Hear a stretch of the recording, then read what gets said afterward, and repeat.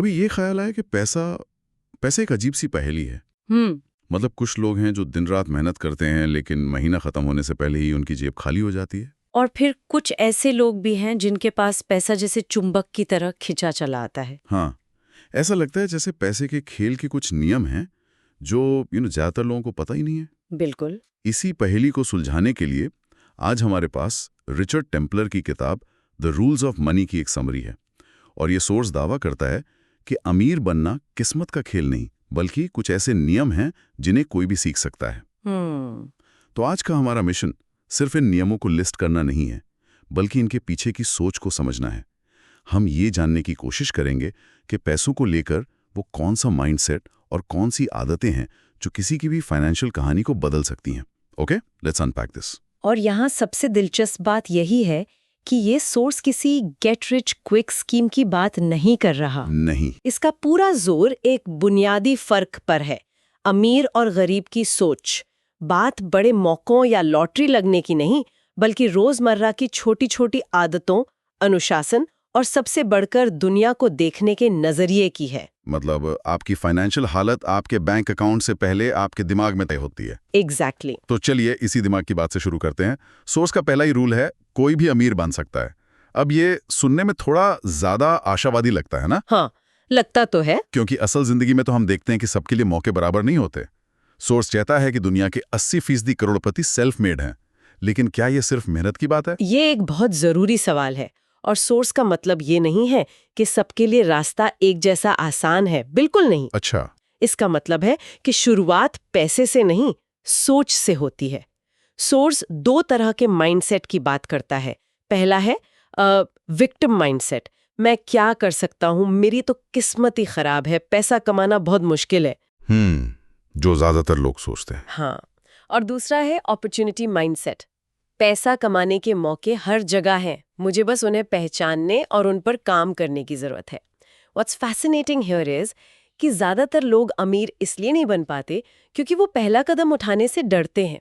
वो सपने देखते हैं लेकिन एक्शन नहीं लेते, बस काश में फंसे रहते हैं। और एक्शन ना लेने की वजह को सोर्स एक बड़े प्रोवोकेटिव शब्द से जोड़ता है, आलस।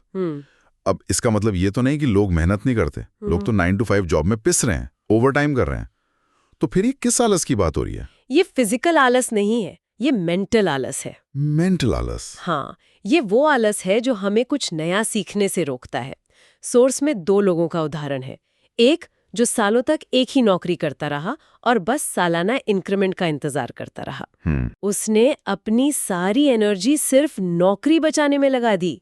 दूसरा आदमी, वो भी वही नौकरी कर रहा था लेकिन उसने अपने खाली समय में फाइनेंस, इन्वेस्टमेंट और बिजनेस के बारे में सीखना शुरू किया। अच्छा। ये असली मेहनत है, अपने दिमाग पर काम करना। और कुछ सालों में इस दूसरे आदमी की पैसिव इनकम उसकी सैलरी से ज्यादा हो गई। वाह। तो आलस का असली मतलब है बहाने बनाना। मेरे पास टाइम नहीं है, इन्वेस्ट करने के लिए पैसा कहाँ है, ये सब बहुत रिस्की है। अमीर सोच वाला इंसान समाधान ढूंढता है, गरीब सोच वाला बहाने। बिल्कुल। ये बात तो सोचने वाली है कि हम अपनी एनर्जी कहाँ लगा रहे हैं। चलिए मान लिया कि माइंडसेट बदल लिया, एक्शन लेने को तैयार हैं। अब जो पैसा हाथ में आता है उसका करना क्या है? यहीं पर ज्यादातर लोग उलझ जाते हैं।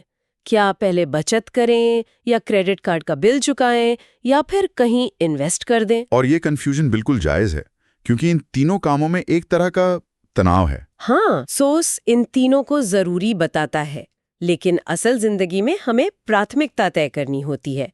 चलिए इसे तोड़कर समझते हैं। एक तरफ है कर्ज चुकाना, खासकर हाई इंटरेस्ट वाला कर्ज जैसे क्रेडिट कार्ड का बिल। हाँ, वो तो बहुत ज्यादा होता है। ये एक ऐसे दुश्मन की तरह है जो चुपचाप आपके पैसे खा रहा है। गणित के हिसाब से सबसे पहले इसे खत्म करना ही सबसे समझदारी है क्योंकि 25-30% ब्याज देकर आप कभी अमीर नहीं बन सकते। लेकिन इसमें एक साइकोलॉजिकल ट्रैप भी है ना? बिल्कुल है। जब कोई अपनी सारी एक्स्ट्रा इनकम सिर्फ कर्ज चुकाने में लगा देता है तो उसे कोई इमीडिएट रिवॉर्ड नहीं दिखता। हाँ। हाथ में कोई सेविंग्स नहीं होती। हाँ। तो हिम्मत टूटने लगती है। सही बात है, ऐसा लगता है कि बस एक गड्ढा भर रहे हैं। हाँ। और इसीलिए कुछ एक्सपर्ट्स स्नोबॉल मेथड की सलाह देते हैं, जहां आप पहले सबसे छोटा कर्ज चुकाते हैं, चाहे उसका ब्याज कम ही क्यों ना हो। अच्छा, इससे एक साइकोलॉजिकल विन मिलती है। हाँ, एक मोमेंटम बनता है। लेकिन सोर्स का कोर मैसेज है, कर्ज की गुलामी से बाहर निकलो। जब तक आप दूसरों के पैसे पर जी रहे हैं, आप आर्थिक रूप से आजाद नहीं हो सकते। तो पहला काम है एक प्लान बनाना। बिल्कुल, अपने सारे कर्जों को लिस्ट करो, ब्याज दर के साथ, और फिर चाहे जो भी मेथड चुनो उस पर टिके रहो, और सबसे जरूरी, नया कर्ज लेना बंद करो। ठीक है, तो कर्ज से निपटना पहली प्राथमिकता है। अब आते हैं बचत और इन्वेस्टमेंट पर। सोर्स कहता है इन्वेस्ट करें, खर्च नहीं, और हर महीने थोड़ी बचत करें। ये दोनों बातें एक दूसरे से जुड़ी हुई हैं।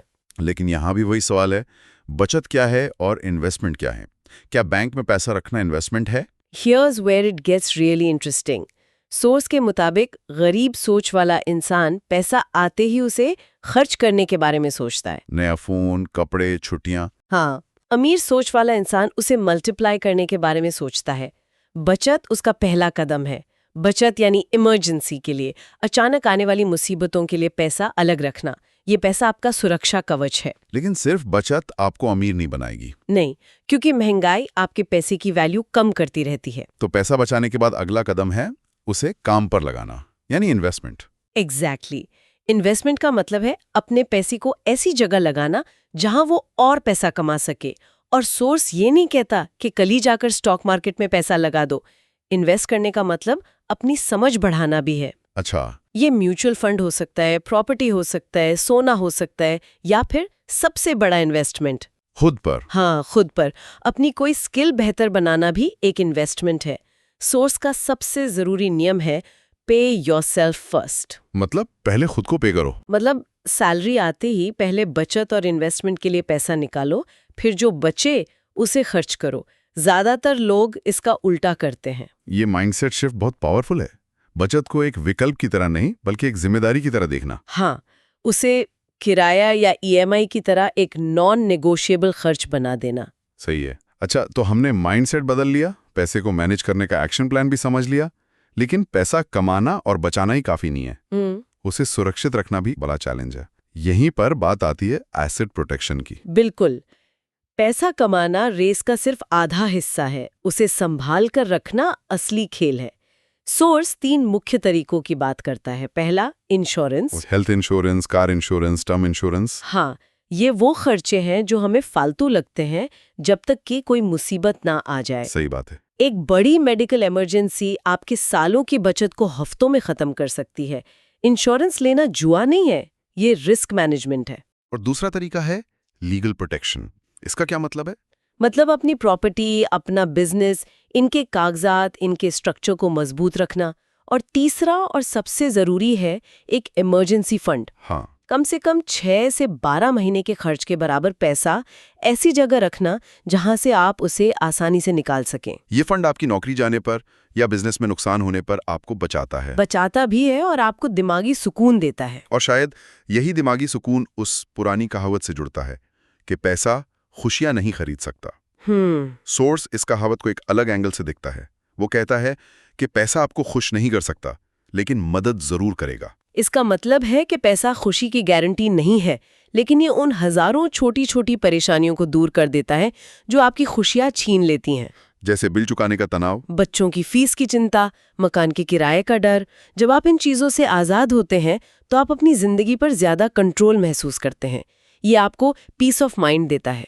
और ये शांति खुश रहने के लिए बहुत जरूरी है। बिल्कुल, पैसा आपको अपनी शर्तों पे जीने की आजादी देता है। ये सब करने के लिए, मतलब बचत, इन्वेस्टमेंट, प्रोटेक्शन, इन सब के लिए एक चीज की सबसे ज्यादा जरूरत है, अनुशासन। हाँ, और अनुशासन वहीं टूटता है जहां हम अपनी जरूरतों और चाहतों के बीच का फर्क भूल जाते हैं। If we connect this to the bigger picture, आज के सोशल मीडिया के दौर में ये सबसे मुश्किल काम है। हाँ, बिल्कुल। हमें हर दिन हजारों चीजें दिखाई जाती हैं और यकीन दिलाया जाता है कि ये हमारी जरूरत है। नया फोन, ब्रांडेड कपड़े, विदेशी छुट्टियां। अमीर और गरीब के बीच का एक बड़ा फर्क यही है कि अमीर अपनी चाहतों को कंट्रोल करता है, जबकि गरीब अपनी हर चाहत को जरूरत मानकर उस पर खर्च कर देता है। तो इसका कोई लिटमस टेस्ट है? कैसे पता करें कि कोई चीज जरूरत है या चाहत? सोर्स में एक बहुत आसान टेस्ट दिया गया है।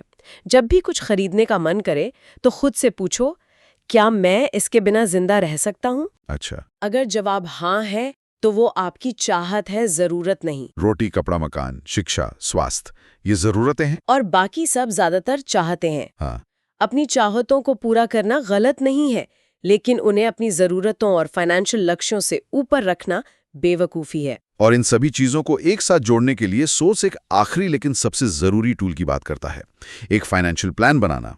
ये सुनने में बहुत भारी भरकम लगता है। नहीं, इसका सीधा सा मतलब है एक नक्शा बनाना। सोर्स पूछता है, क्या आप बिना नक्शे के किसी अनजान सफर पर निकलेंगे? नहीं, बिल्कुल नहीं। तो फिर अपनी फाइनेंशियल जिंदगी का सफर बिना प्लान के कैसे तय कर सकते हैं? प्लान बनाने का मतलब कोई रॉकेट साइंस नहीं है। इसके 3 हिस्से हैं।